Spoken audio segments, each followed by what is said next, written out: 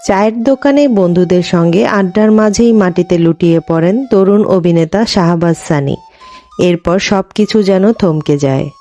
রোববার দিবাগত রাত ৩টা ৩০ মিনিটে না ফেরার দেশে পাড়ি জমান তিনি। বিনোদন জগতে শোকের ছায়া নেমে এসেছে তার এই অকাল মৃত্যুতে। কিন্তু কী কারণে এই মর্মান্তিক মৃত্যু? তার ঘনিষ্ঠরা বলেছেন, সানি পুরোপুরি সুস্থ ছিলেন। মৃত্যুর কিছুক্ষণ আগেও তিনি হাস্যোজ্জ্বল ছিলেন, প্রাণবন্ত ছিলেন। পরিচালক নাজমুল হুদা ইমন এক ফেসবুক পোস্টে লিখেছেন, শাহবাজ সানি আমাদের ছেড়ে চলে গেছেন, কারণ ছিল হার্ট অ্যাটাক। আল্লাহ জান্নাত নসিব করুন, আমিন।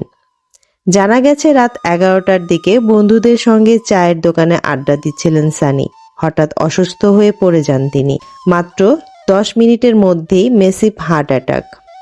নির্মাতা মাশরিকুল আলম, যিনি মৃত্যুর সময় সানির পাশে ছিলেন, তিনি বলেন, আমি যখন গেলাম তখন সানি ভাইয়ের জ্ঞান ছিল। তিনি বুকে ব্যথায় ছটফট করছিলেন, চিৎকার করছিলেন। দ্রুত হাসপাতালে নিয়ে গেলেও আর বাঁচানো গেল না।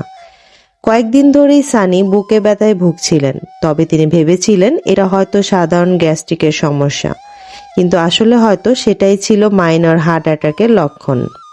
2018 সালে নাটক আব্দুল্লাতে কেন্দ্রীয় চরিত্রে অভিনয়ের পরই তিনি দর্শকদের নজর কাড়েন।